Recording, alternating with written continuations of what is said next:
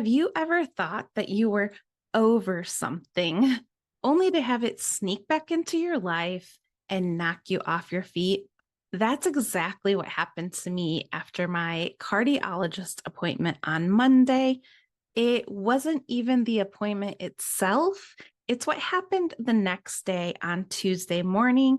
Keep watching the video to find out what I'm talking about. Today, I wanted to give you an update about the appointment that I had on Monday with the cardiologist, the specialist that my doctor referred me to back in September.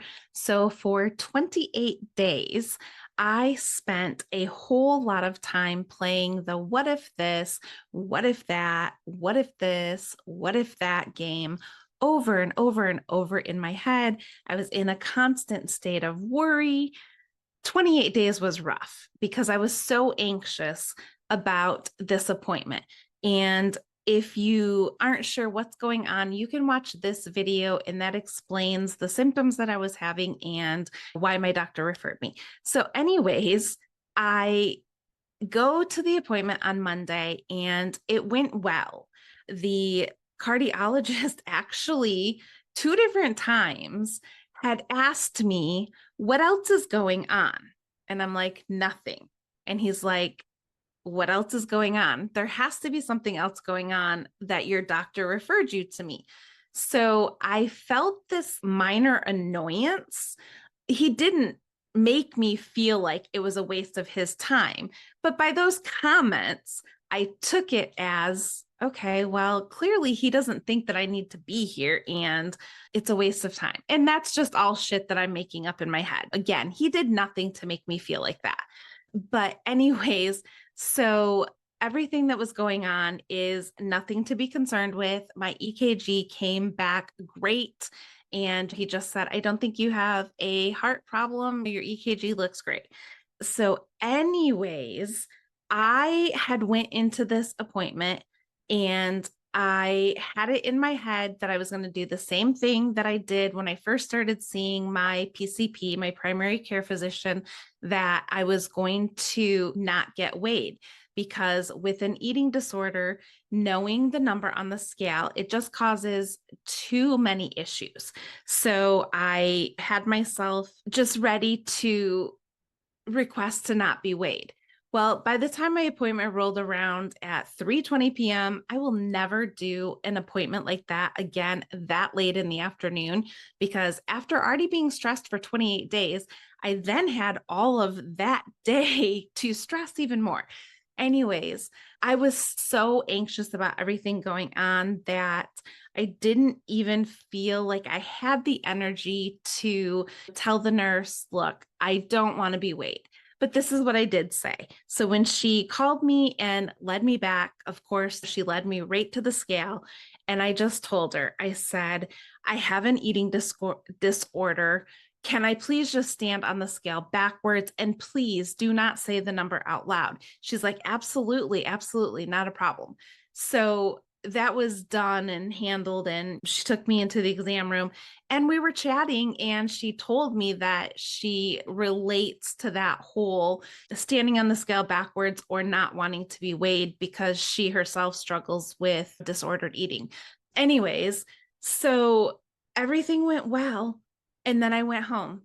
And Tuesday morning is when things got interesting. Okay, so Tuesday morning, I get the email that lets me know that the test results and the doctor notes are in my online chart.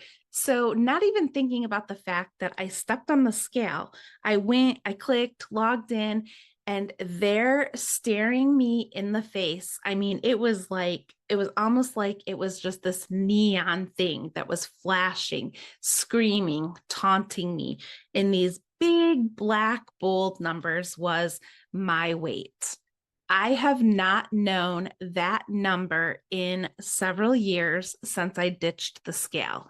And it literally stopped me in my tracks. Like I couldn't even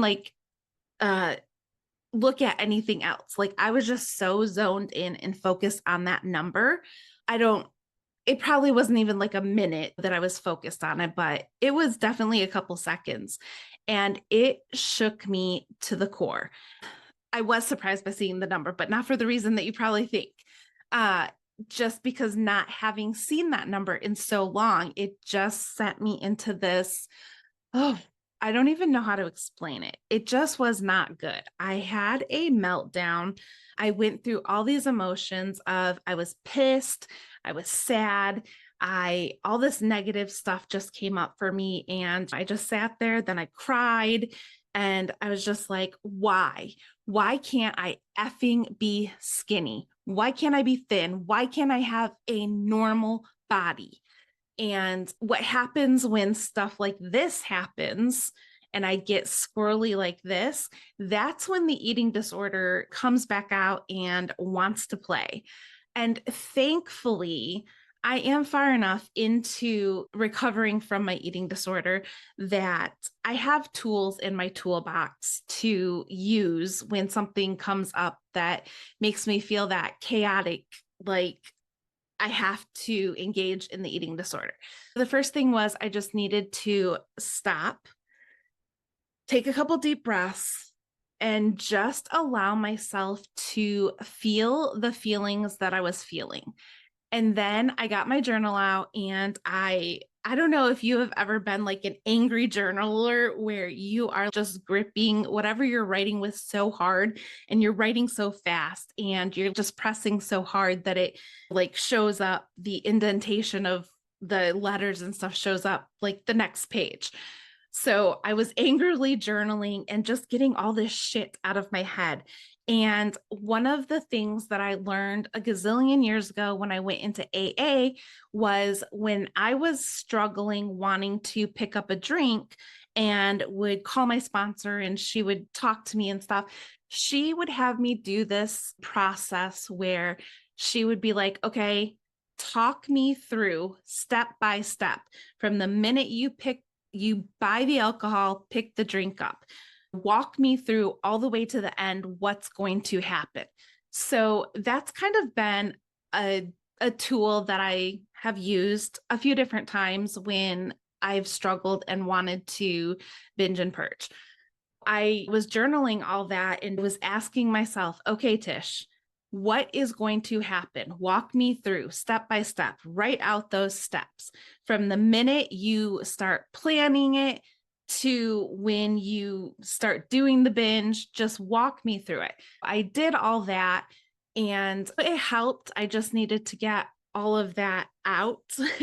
And then, like, I was really proud of myself because in the past, I wouldn't have been in like a good enough mental or emotional place to not engage in the behavior. But after all of that, I did a little bit of like deep breathing just to calm myself. And then I got the dog and we went for a walk and it almost felt like the angry journaling, except for now it was angry walking because I was just and just getting more of those feelings and frustrations and just letting it all out. So it was just this weird experience. And if you don't have an eating disorder or struggle with like disordered eating, or if seeing a number on a scale doesn't bother you, you probably don't even understand like what I'm trying to explain because it doesn't make sense to you. It's just a whole lot of freaking chaos in your head and it just sucks. Just going through all that. And here it is a couple days later. It's now Thursday when or it's Wednesday when I'm recording this. So it's not even a couple days later. It's just one day later. And I'm still in this place of it's such a weird feeling knowing that number. And the reason, like, I wasn't surprised by the amount. It was just a shock to the system to see that number after not having seen a number for so long because of the reasons that I chose to stop getting weighed. But the ironic and crazy ass weird thing about it is that number was lower than the last time that I weighed myself before ditching the scale.